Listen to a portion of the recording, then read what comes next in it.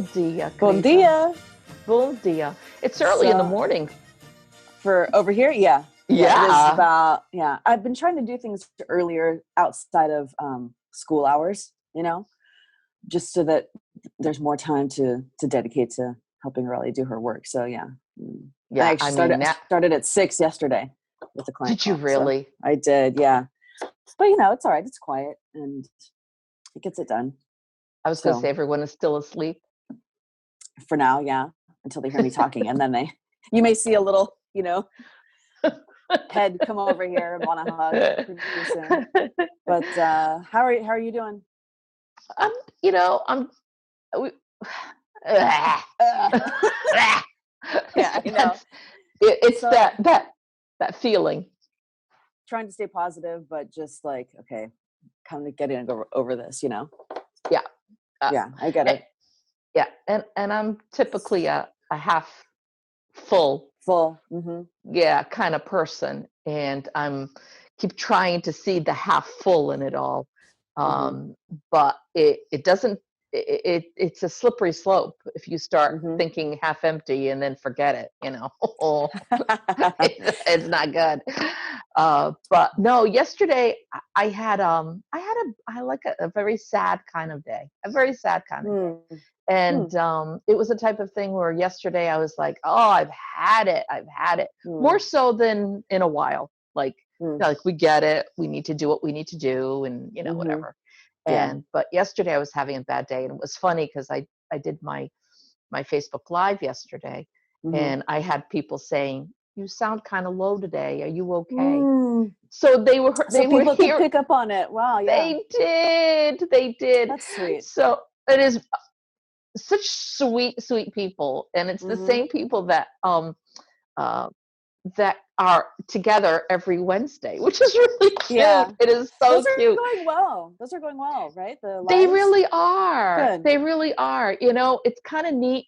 I always say, we're at that virtual table together, that Portuguese table together, and sometimes people send me messages beforehand if they want to discuss things.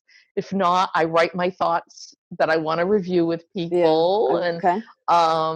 And do you think you'll continue them even after we're let out of our cages? Out of our cages is right, I think I will. They're telling me I should. Yeah, because you sort of like, I mean, you have a following, but now it's like a unique venue, and people can see you and talk to you. It's Yeah. And I've had people say, let's do it, because once work starts with me, I can't do it in the day. So let's do it at night. At night. Okay. Yeah. Or on the weekends. Right. So, so we'll see how that goes. But it's really a great group of people. And it's funny because, I get to see, like, on the corner, like, how many eyes are on me. So it starts off, I always start like a little bit before my 3:00. So I've got like 1 or 2 or 3 or 4. And then I start seeing the same names coming up with, hi, Maria. Hi. It's like, oh, I know you, but we don't, but we do. It's so cute. It's so cute. And that's really great. Yeah. Right on. Yeah. So they were all excited because the weekend before, Bob and I did our Friday night date night. I saw that. That's really cute. Kudos to you for like getting dressed up and what did you make? What did you make for dinner? It was leftovers. I had leftovers. Oh, nice. It was just the idea. Yeah, I mean, because the whole thing is it really doesn't matter what we're eating together.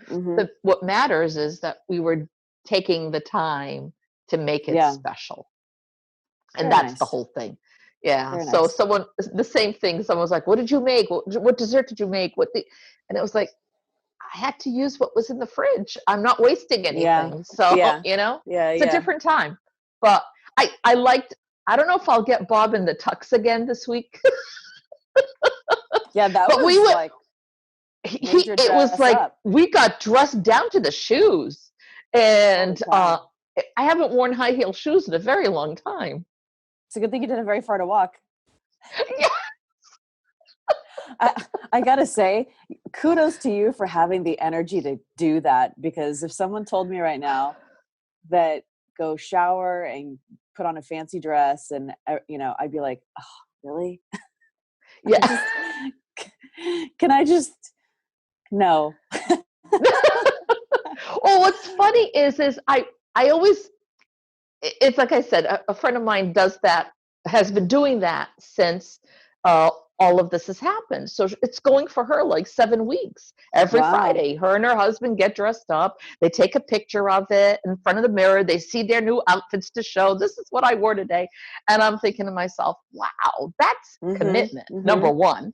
And then I'm like, well, it's Bob and I, we always have a date night. We've always had a date night. And, because it's important, even, but it's important. I was going to ask, so did you have date night even when your girls were little? Not as many, because it all depended if my sister could watch the girls or who could, whatever. And then when they got a little older, they wanted to come on our dates. Oh, God. You're like, that's not the point. Right. The point. So it was like, okay, family going out to eat now, you know what I mean? And then once they started leaving the nest, it was back again to, okay, the two of us again. And I like it because, I mean, as you know, Bob travels a lot. And so it was a type of thing where we needed to connect and kind of like catch up with, without any interference from the girls going mom or dad or, whatever, or the phone ringing or, fill in the blank. And so we always made a point to do that, to kind of like reconnect that way. And so, and it's something that we both look forward to doing still. So it was like, that's great.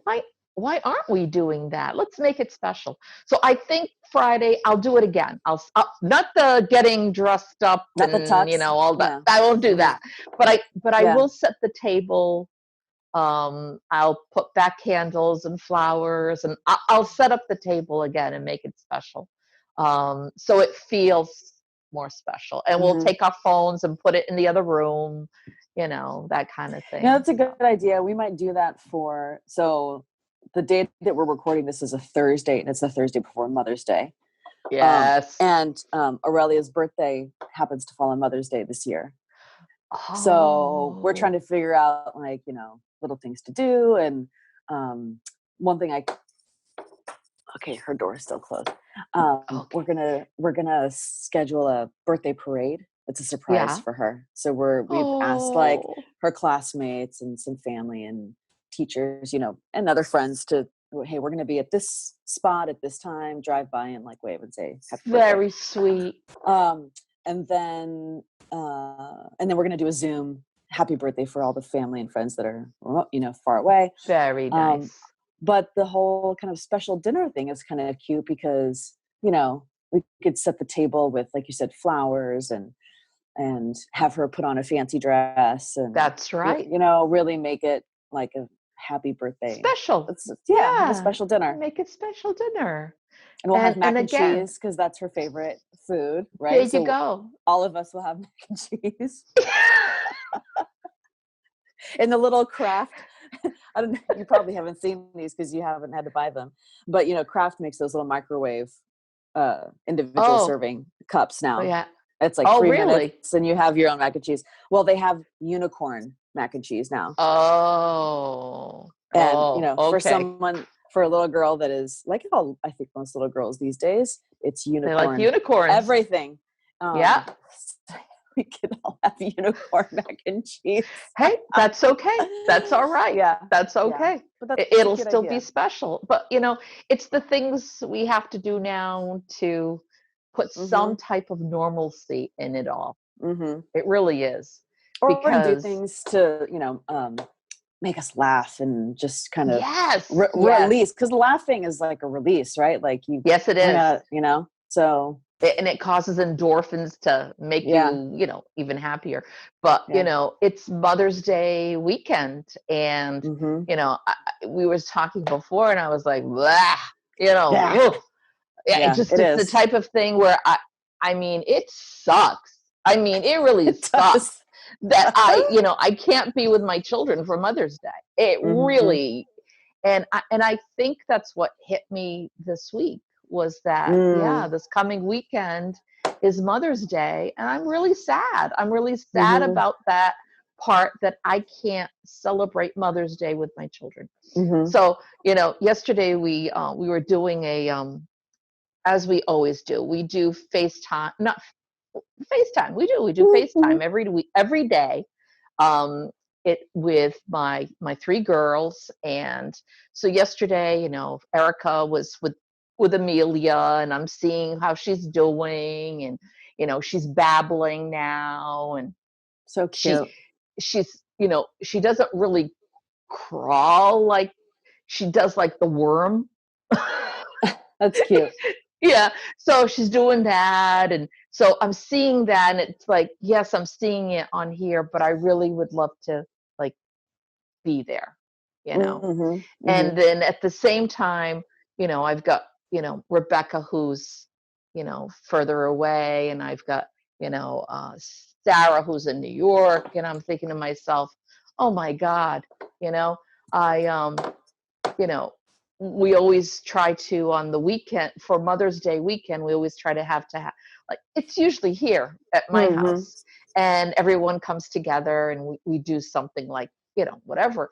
And of course they're like, oh Mom, what if we do this? Or, oh Mom, what if we do that? We could come over and stay 6 feet away. Yeah. And what if what if we, bring our chairs and we all bring our own meals, and we're all like, and I'm like, you know what? It's okay. It's okay. Yeah. It's all right. We don't, we don't have to do that. Don't feel you have to do that. I'm okay with it, kind of thing. And then I said the word, and that is, every day is Mother's Day. It's okay, girls. It's okay. Every day is Mother's Day. And so trying for them not to feel so bad. Yeah.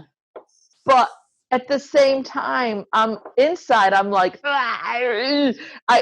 it sucks. It just sucks. Yeah. And, but if this is what we have to do, then. Yeah. Well, and hopefully this is the only one, right? And yes, it looks like there's a light at the end of the tunnel. Well, here's something that will make you laugh. So yesterday, we had to go to Target because it was Teacher Appreciation Week, and we were so I actually took Aurelia with me, and we both had our masks, and so she saw something and she said, Mommy, I want to get this for you for Mother's Day.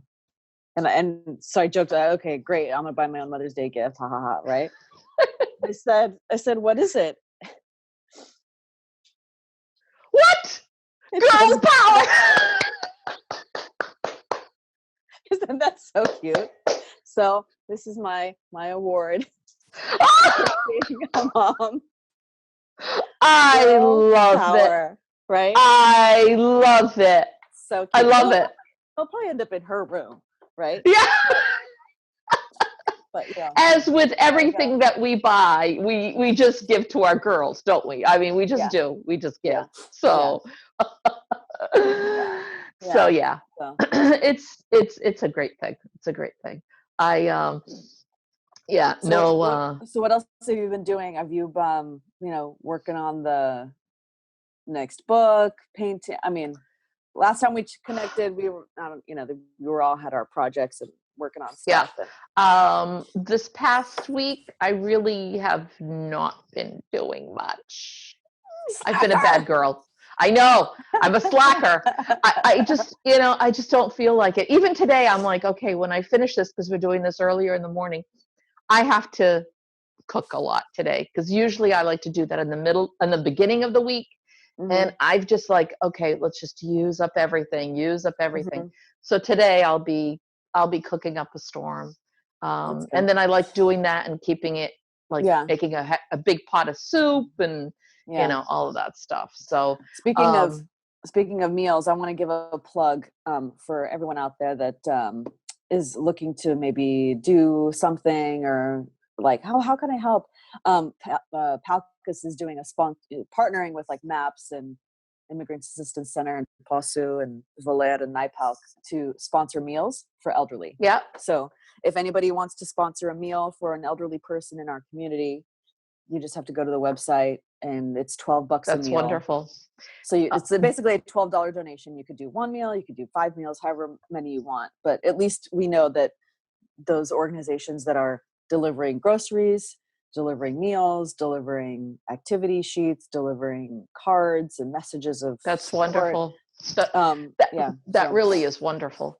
They down this way here, they did something like that, but the money came from Pilgrim Health. Pilgrim Health decided that they were going to donate. I think that so far, I think they've donated over $80,000. Wow, and that's great. I know, and they've worked with some restaurants, and one of them is Tia Maria's that I love using, and I love that family. And another one is Destination Soups, and then they worked with the Immigrants Assistance down here as well, and a delivery company called WeVan, and everyone is like, WeVan is getting paid because they haven't been able to. Their business was driving people to the airport, so that business was gone. So they're now delivering meals, which is wonderful. The both restaurants, like, they both said this was a lifeline for them, because their business is so low with, I mean, with Bob and I, we try to buy takeout from them, and enough that sometimes I deliver to my daughters, so they have some meals too. So I'm trying, you keep trying, but that's still not enough if it was just people doing that for them to keep it open. So this was like a lifeline for them to keep their businesses open, which is great. But again, it was working with Immigrants Assistance, because there's so many people out there, elderly. You have to be like, you have to be 65 and over, and for and there's no, like, they're not going to check how much money you have or this or that. No. It is strictly making sure that if we know that there's a senior somewhere that isn't, eating enough or not able to get out as much, because you shouldn't, that they're fed, So it's a wonderful thing. It really is a wonderful thing that you guys are doing it there too. It's a need. Well, and the fact that, they still have all of their volunteer, like at Posu out here in San Jose, they're making the meals. So they have all their volunteers, like whether they're making sandwiches or whatever, and then they're delivering them too. I think they're trying to get some restaurants to participate, but the thing is, though, that I totally lost my train of thought. No, it's in regards to all the cooking and all the stuff. I mean, I think that's wonderful that the restaurants are doing that. Yeah, no, it's not that, and it's not even that the elders are always like in senior homes. A lot of them live home alone, right? And that's right. They don't, like at Posu, a lot of those elderly people go to Posu for lunch and dinner. And so they don't have to cook at home, even when they're living at home. It's, so there's like the danger of, okay, well, if they're elderly and now they have to cook, are they gonna, leave the stove on? So there's all that too. So there's that. And it's just hard. I mean, my grandmother's in a senior home, and ever since the lockdown started, you can tell, I mean, she was already getting forgetful because she's 96, right? So wow, it happens, but it's been like progressively worse. Like today or yesterday, my mom was talking to her, and she said, "Oh, I'm doing okay. There's this really nice Portuguese couple that's taking care of me, and they're doing a really nice job." And there's not.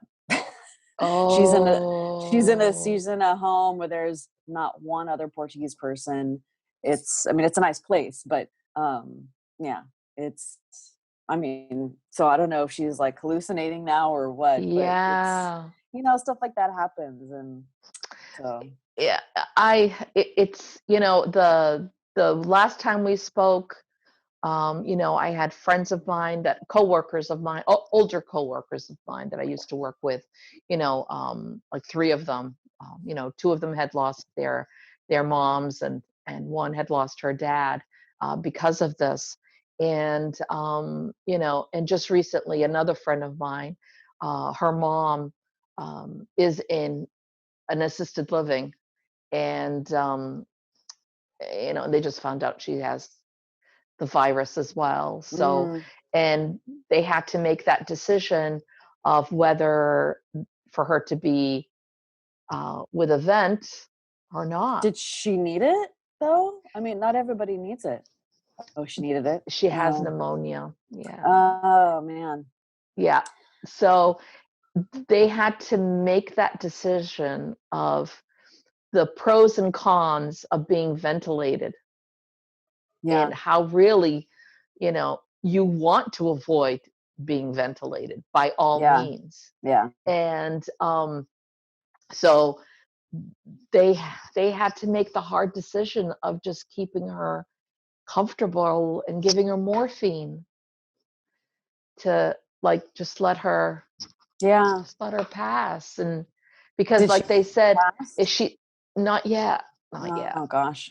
And the thing is you can't be there with them.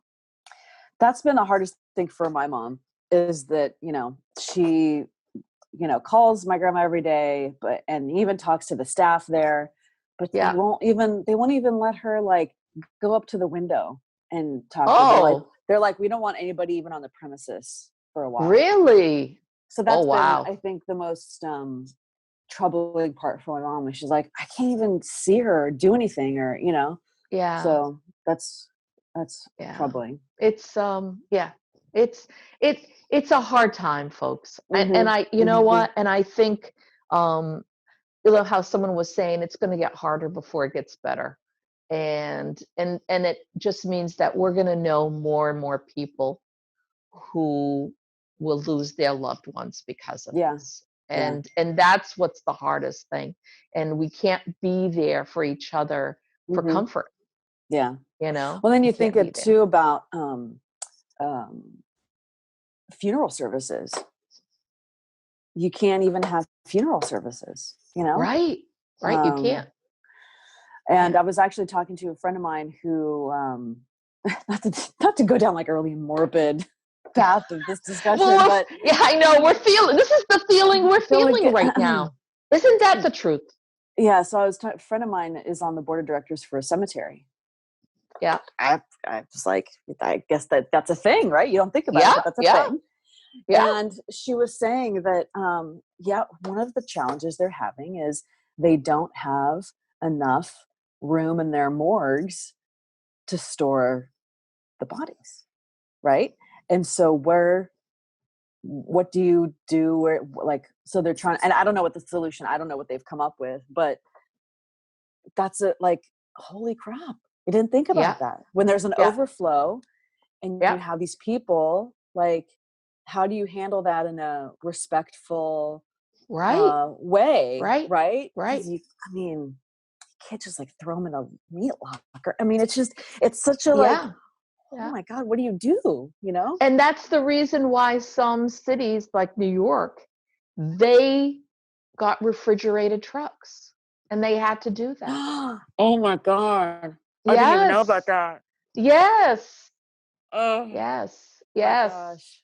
That's just insane. It's so I just it's that feeling of, yes, I want everything to go back to the way it was, but at the same time, we've got to do it little by little. We can't there is no way in heck that everybody is going to stay inside and stay away from everything for too much longer. I think people are going to go batshit crazy. I really do.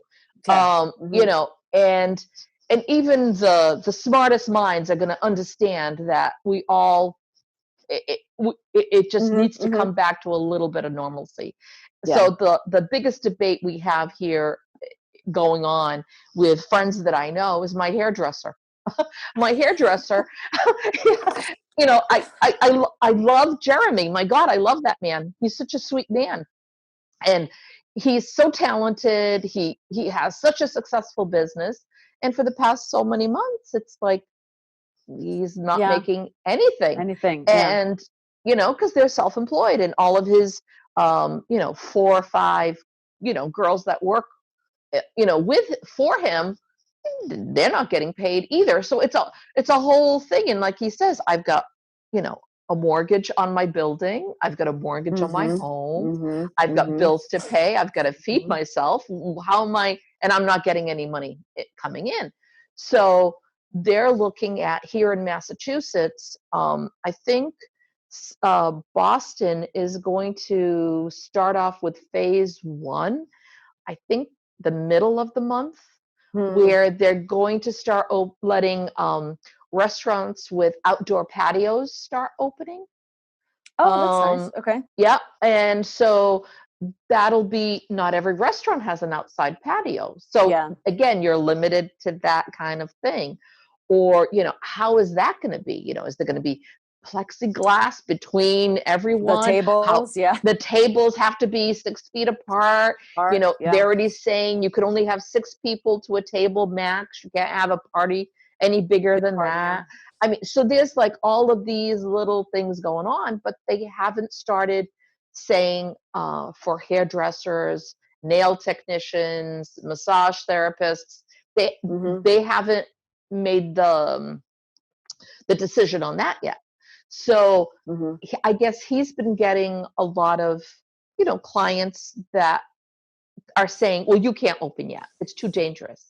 And this is all on Facebook. I mean, people just have no filter whatsoever to say whatever it is, and understand that is that man's business. That is his livelihood. You know, it's very easy for you to say that as you're in your home, working from home, and not worrying about anything. You know what I mean? So you have to understand how other people, how they're living. And so he was saying, I'm going to follow the protocols. We all have protective wear. We're all going to have masks and the protective shield. We're going to be working with gloves. You know, we're all going to be, we're going to have, whereas the stations, it's his station, and then right there is another hairstylist. That hairstylist won't be able to work when he's working on his clients, because then it's that. But then there's 2 other ones on the opposite side, and then the nail technician. So it's like, he's like, we've got to rotate it so that everyone takes their turn at their station. And maybe what'll happen is it'll be longer days for them, so that they can stage and stagger. Right. And but then someone else is like, oh, I'm not going. You can't pay me to go. Well, then don't go. Don't go.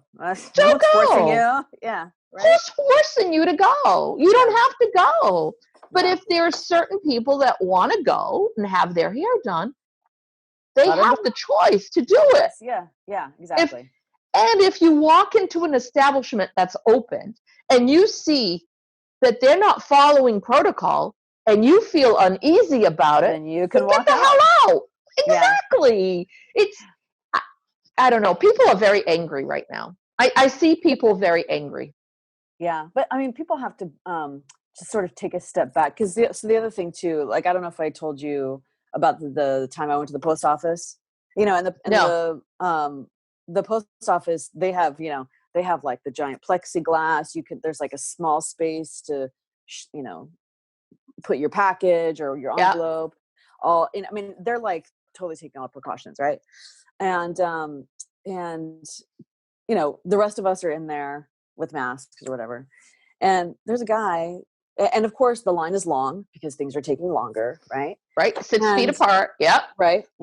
And so there's a guy in there, no mask. and standing in line, and the whole time just like, just like cursing about how long it's taking. So he gets to the counter, and he happens to be next on the station next to me, and he says, "I need this envelope to get to its destination by tomorrow." And the woman looks at it, and it must have been like an international address, because she grabbed the international slip and she said, "Okay, you have to fill this out." And he goes, "I'm not filling that out." And she's like, "But it's part of," and he's like, "I'm not filling it." He's like, "I've been here long enough. I'm not filling out any more paperwork. Just get this to the destination by tomorrow. I don't care how much it costs," or whatever. And so the poor woman is like, okay. I mean, I don't know what she did, but she ended up doing it. But he was just such a jerk about it. And it's like, listen, dude, we're all in this situation. It's not like you're being singled out. Okay. Correct. Everything is taking longer.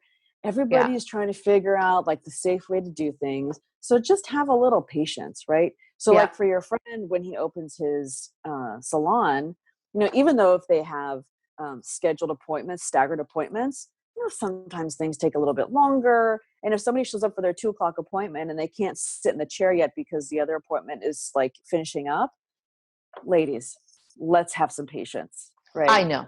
And don't be like, "It's 2:00, it's my appointment." Like, okay, do you understand the situation here? If you're 15 minutes late, I'm sorry. Do you want a glass of wine? Let's have, figure it out. Right. So what's funny is he even said, like, we know, call us when you're here, stay out in the car, in his his parking lot. Mm-hmm. And when the person leaves, we've got to wipe down the chair. We've got to wipe down all that crap off. And then we'll call you and say, now you can come in. Come in. Yeah. See, I mean, how much more do you want? Well, do you want the service or not? Right? So if you want it, until things completely go back to normal, which is going to be like a year, right? Right. I mean, even once we're able to start going out again, there's going to be a lot of wiping down, a lot of waiting, a lot of spacing out. There's going to be all of that for a long time. Correct. So, I mean, you just got to get used to it. And it's people just, it's not going to be the same as before. Right. It will not be the same until we have a vaccine that we can actually, do things that automatically walk into a place without, whatever. Until then, we've got to do this protocol. Yeah. I don't, and I don't want to hear people saying, "Oh, this is all a hoax. This is all a way of getting controlled." Well, I don't want to hear that. I don't want to hear that shit. I don't want to hear it. One hell of a global social experiment. Oh my God. Who orchestrates that? I mean, who the freak, Yeah. There's a whole conspiracy theory that this is all a hoax. Yeah, I mean, really? I've heard that. Tell that to my friends who've lost their parents. It's a hoax. Exactly. Really? Come on, people. Yeah, we're really letting it out right now, guys. We're really letting it out. Like, we've had enough. Yeah. So and like I said, anger. There's a lot of anger. We apologize if you were part of those protests. And, I know. I'm sorry, guys. I'm not going to join you on that. No, I'm not going to join the protests.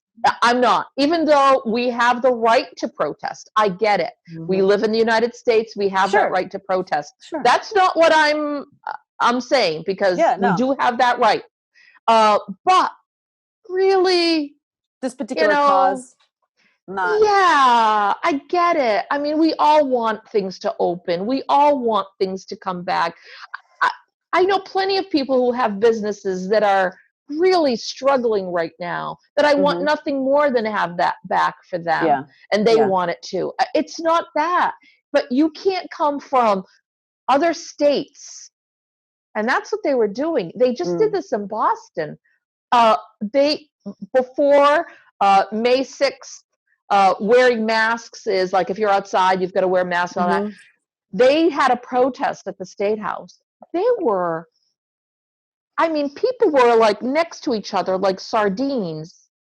Wow. Some with masks, some without.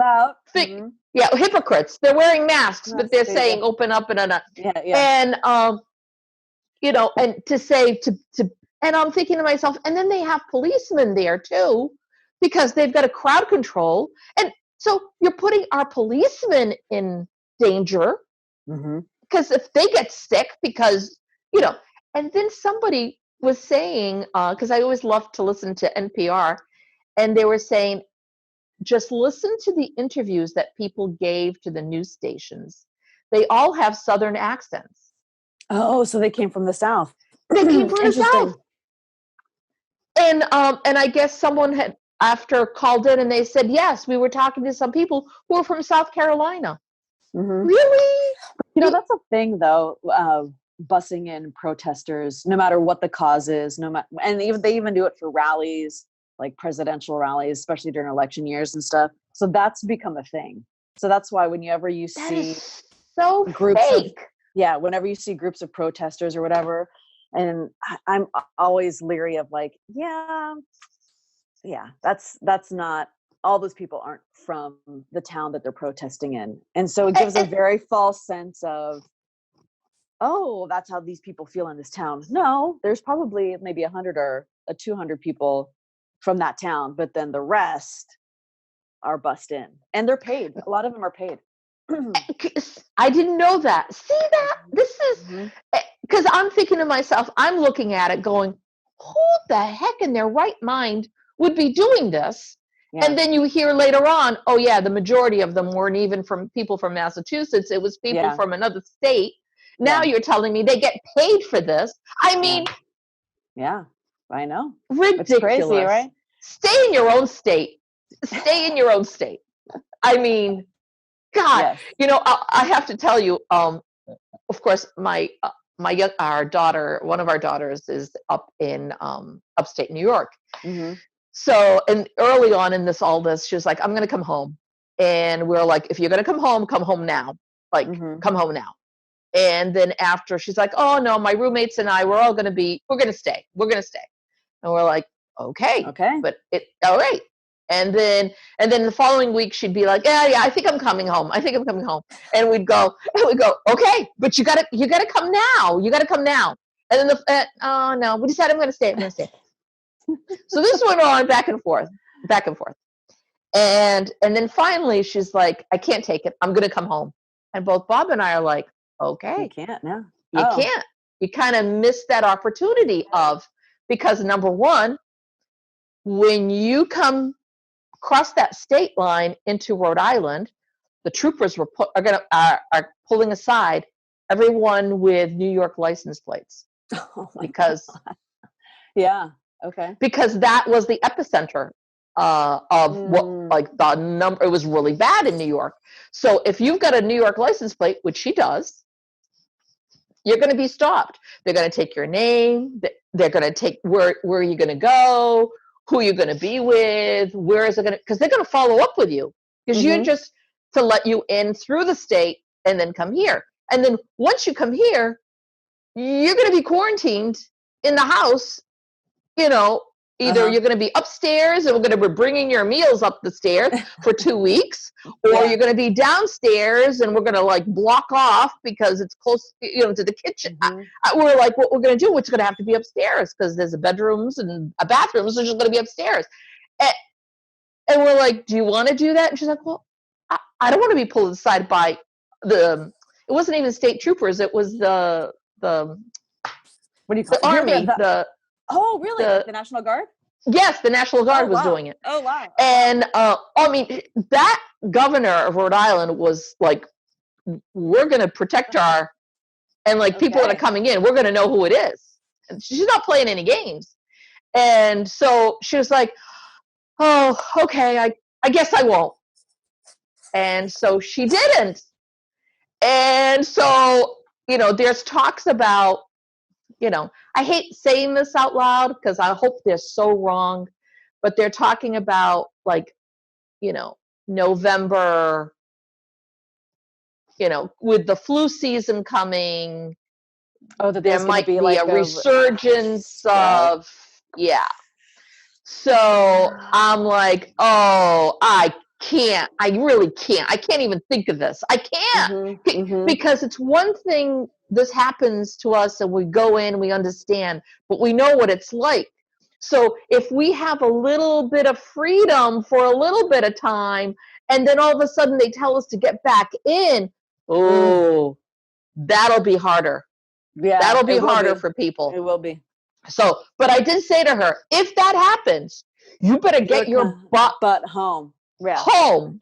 Because I'm not going to be going back and forth. And now it's the winter time for you to drive, and they get like 3 or 4 feet of snow on any given snow day. It's like, this is crazy. This is crazy shit. So I'm talking to my family in Portugal, because I call we do FaceTime with them too, and through WhatsApp, which is really great. And so I'm talking to them, and I said, this is what's going on. We're already talking about like a resurgence coming more again this winter. And they're like, what? No. They're like, no. They're working on a vaccine, and they're talking about already September and October, those vaccines going to be ready. I'm like, what vaccine? And so she's like, yeah, there's a guy in scientists in England, in Oxford, England, that have come up with what they think is a vaccine. They've tested it already on monkeys. They're testing it now on 6,000 people. Oh, wow. And they feel like this is it. This is the one. And so she's like, so we'll have a vaccine. There'll be no problem. We're going to have it. And I get off the phone, and I'm like, why aren't we hearing about this? Yeah. I'm not hearing about this. So I Google it, and there's a story in the New York Times that talks about this vaccine. But like I said to Bob, my husband, I'm like, why isn't our government talking about this? Why aren't we talking about this vaccine that has promise? And it's because our own government the FDA has to go through what? That the approval process for that is insane. Is insane. So they can't say it's going to be available soon, because they're going to want to vent through the whole thing. Whereas in Europe, they're venting now with the 6,000 people. And once what happens there, then it's going out. Well, Isn't that crazy? When they open up flights, we'll fly to England, or maybe Portugal will have it. We'll just fly to Portugal. We'll show up at the clinic. I mean, give it right there. Yeah. Yes. Yes. Why not? Right? Why not? Now, and again, why isn't that as a sign of hope? Why isn't that in the news? And to say, you know what, guys, there is hope. This is what's going on in another part of the world, and how amazing is that? Yeah. But we don't hear that. Yeah, things are moving so quickly and changing, and there's misinformation. I mean, it's just almost impossible to keep tabs on everything that's coming out. But to your point, why wouldn't you include that in the news cycle? At least something that's being reported, right? Right. We know that probably lots of labs all over the world are working on a vaccine, right? So it's like the race vaccine. So why not give an update on all of them, right? Which ones are doing the good work? Anyway, I'm looking at the time. I'm looking at the time here. We're coming up on time. Because I know that you've got to continue on, because you do have a job. You do have a job. Yeah, thank God.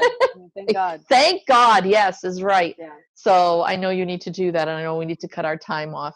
And hopefully we've got some other interviews with other people that we're going to be doing off and on with in between with us talking. And our video of our first one that we did is already out there, which Yeah, which is kind of neat for people to see. Yeah. So besides listening, they can see our faces, whatever. And so that's new. That's kind of good. And but although the one with the doctor, we weren't able to do that. I know. We'll figure it out. There was a bandwidth issue, but in future ones we will. Yeah, we'll figure that out. And in the meantime, I saw you yesterday with the Portuguese kids, which was hysterical. They're so good. They're awesome. They're so really good. Are just they such really good are. Guys. They really are. I think so too. I'm so glad that they are having their business, their online business, selling stuff has actually really picked up, which I was really happy to hear about. Yes. In talking to Derek, he said the same thing to me not too long ago. He's like, thank God we decided to have an online business, because if we didn't and just depended on, their tours and all that stuff, they wouldn't be. They wouldn't be. So, thank God. Thank God for that. It was a fun interview. I didn't really know how it was going to go, but it was fun. Yeah, no, they always make it fun. But, well, until next time, honey, because I know you have to go. Okay. And hopefully next time, it won't be just a continuation of, okay, how are we living on lockdown? It won't be so much of a bitch session. It won't be we're bitching about lockdown. That's the title of this one. Maria, Angela and Maria bitch about lockdown, about being quarantined. That's it. Not lockdown, quarantine. Quarantine, yes. That's it. Yeah, all right. That's it. Done. All right, we've got our title. There we go. All right, guys. Have a great one, honey. Thank you. Até a próxima.